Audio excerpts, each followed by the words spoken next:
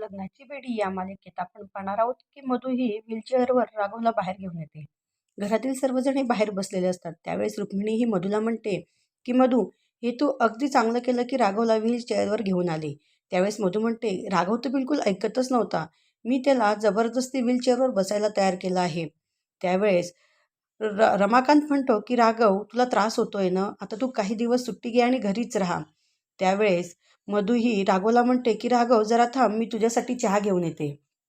त्यावेळेस राघव म्हणतो की मधू जरा थांब आणि तो सिंधूजवळ येतो आणि सिंधूला म्हणतो की डॉक्टर सिंधू, हे तुमच्यासाठी मी काहीतरी आणलं आहे.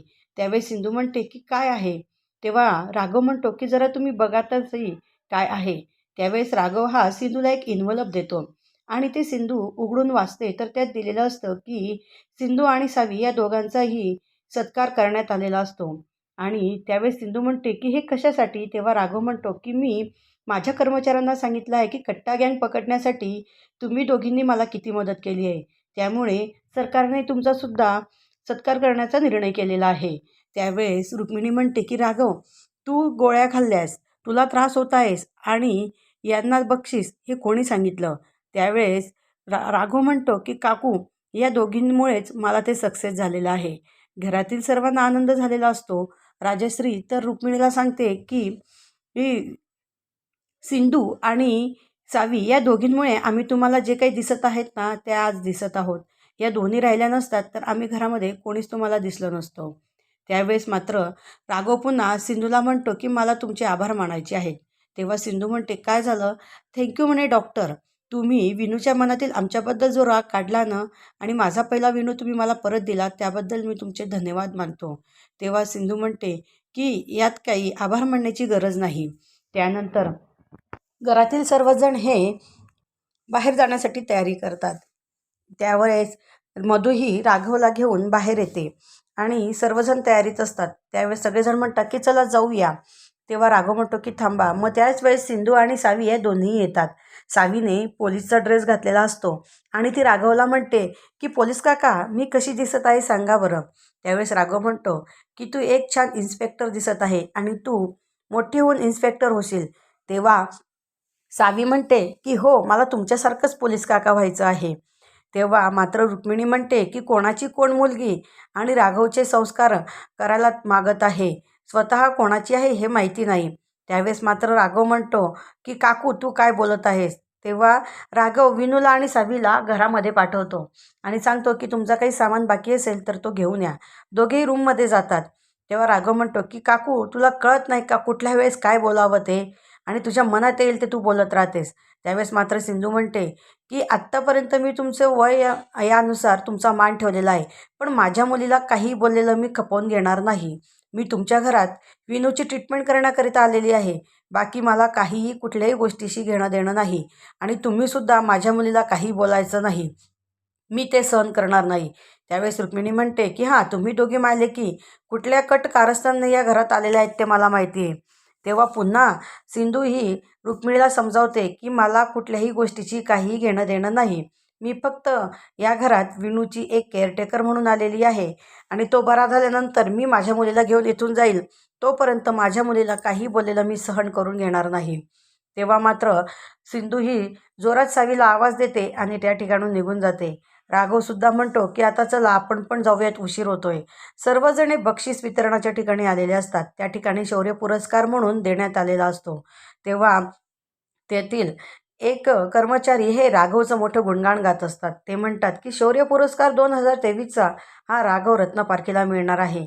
राघव या शौर्य पुरस्काराबद्दल खूप अभिमानास्पद आहे. त्यांनी कुठल्याही प्रकारचे धाडस केले. कट्टा गँग ही पकडण्यास त्यांनी मोठे शौर्य दाखवलेले आहे आणि DSPकडनं राघवला शौर्य पदक दिलं जातं आणि त्यावेळेस त्याला 2 शब्द बोलण्यासाठी उभं केलं जातं. त्यावेळेस तो 2 शब्द बोलतो आणि म्हणतो की जर कुठं गुन्हा होत असेल तर आपण त्या ठिकाणी काय करायला हवं. त्यावेळेस ऋषभ म्हणतो की त्या ठिकाणी आपण व्हिडिओ करतो आणि व्हिडिओ व्हायरल करतो. तेव्हा राघव म्हणतो की हा व्हिडिओ तयार करून व्हायरल करण्यापेक्षा आपण जर त्या ठिकाणी जाऊन मदत केली तर हे लोकंसुद्धा घाबरतील. ही सुद्धा माणसंच असतात, ती आपल्याला घाबरतात, परंतु आपण त्यांना घाबरतो म्हणून त्यांना ही गुन्हेगारी करण्यापासून प्रवृत्त करतो, परंतु त्यांना अडवत नाही. म्हणून आपण कुठेही गुन्हा होत असेल तर त्याच वेळेस आपण त्यांना थांबवलं पाहिजे. तेव्हा हे सगळं चालू असताना राघव म्हणतो की कट्टा गँग पकडण्यासाठी मला डॉक्टर सिंधू सावंत आणि सावी सावंत यांनी पण मोठी मदत केलेली आहे आणि त्यांनासुद्धा या शौर्याचं बक्षीस दिलं पाहिजे अशी माझी इच्छा आहे. त्या दोघींना तो स्टेजवर बोलवतो. त्यानंतर सिंधूला पण पदक मिळतं आणि एक हिरकणी म्हणून शौर्य पदक DSPकडनं सिंधूला दिलं जातं. त्यानंतर लहान मुलांचं पदक हे सावीला दिलं जातं. त्यावेळेस सावी म्हणते की पोलीस काका मला जरा तुमच्यासारखं बोलायचं आहे. म्हणून सावी ही समोर उभी राहते आणि बोलते की पोलीस काका मला एक तुम्हाला विचारायचं आहे की मी अगदी तुमच्यासाठी आहे. जसं तुम्ही विनूला ड्रॉप केलं तसं मी तुम्हाला ड्रॉप करू शकते का? तुम्ही माझे बाबा होऊ शकतात का? मी तुम्हाला दहिगावला घेऊन जाऊ शकेल का? माझं नाव सावी राघव सावंत असं होणार का? त्यावेळेस रुक्मिणी म्हणते की ह्या दोन्ही मायलेकी ऐनवेळेस जिथं नको तिथं आपलं नाक कापायचंच ठेवत असतात. त्यावेळेस सावी ही राघवला बोलत असते. नंतर तिने जसं विनूसाठी त्यांनी कागदपत्र तयार केलेली असतात तसेच सावीने कागदपत्र ड्रॉइंगने तयार केलेली असतात आणि ती राघवला म्हणते की यावर तुम्ही साईन करा.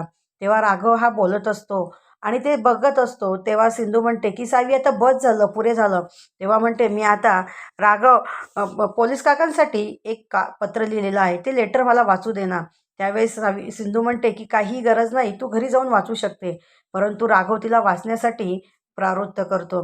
तिने झालेला सगळा प्रकार हा राघवला लेटरमधून सांगितलेला असतो. राघवने तिला कुठल्या कुठल्या प्रकारची मदत केलेली असते त्यात तिने त्याचं सात्वन केलेलं असतं. त्यावेळेस ती अजून सांगते की तुम्हाला एक पोलीस काका अजून सांगू का? ज्यावेळेस मी डोळे बंद करते आणि देवाला म्हणते की माझे बाबा कसे असतील असं इमेज करते त्यावेळेस माझ्या डोळ्यासमोर तुमचा चेहरा येतो. मात्र त्यावेळेस सर्वजण हे अतिशय आश्चर्यचकित होतात आणि सिंधू मात्र त्या ठिकाणून सावीला तिथून ओढत ओढत घेऊन निघून जाते. असेच नवनवीन भाग पाहण्यासाठी आमच्या चॅनलला लाईक करा, शेअर करा आणि सबस्क्राईब करा. लग्नाची बेडी या मालिकेत आपण पाहणार आहोत की मधू ही व्हीलचेअरवर राघवला बाहेर घेऊन येते.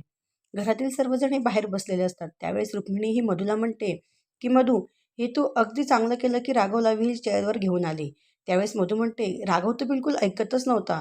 मी त्याला जबरदस्ती व्हीलचेअरवर बसायला तयार केलं आहे. त्यावेळेस रमाकांत म्हणतो की राघव तुला त्रास होतोय ना, आता तू काही दिवस सुट्टी घे आणि घरीच राहा. त्यावेळेस मधू ही राघवला म्हणते की राघव जरा थांब, मी तुझ्यासाठी चहा घेऊन येते.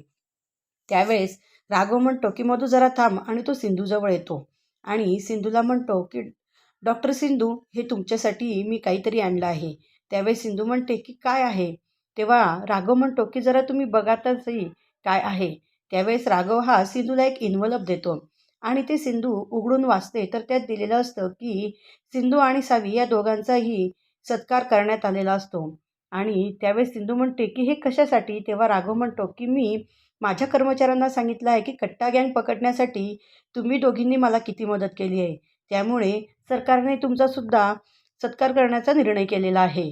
त्यावेळेस रुक्मिणी म्हणते की राघव, तू गोळ्या खाल्ल्यास तुला त्रास होत आहेस आणि यांना बक्षीस हे कोणी सांगितलं? त्यावेळेस राघव म्हणतो की काकू, या दोघींमुळेच मला ते सक्सेस झालेलं आहे. घरातील सर्वांना आनंद झालेला असतो. राजश्री तर रुक्मिणीला सांगते की सिंधू आणि सावी या दोघींमुळे आम्ही तुम्हाला जे काही दिसत आहेत ना ते आज दिसत आहोत. या दोन्ही राहिल्या नसतात तर आम्ही घरामध्ये कोणीच तुम्हाला दिसलं नसतं. त्यावेळेस मात्र राघव पुन्हा सिंधूला म्हणतो की मला तुमचे आभार मानायचे आहेत. तेव्हा सिंधू म्हणते काय झालं? थँक्यू म्हणे डॉक्टर. तुम्ही विनूच्या मनातील आमच्याबद्दल जो राग काढला ना आणि माझा पहिला विनू तुम्ही मला परत दिला.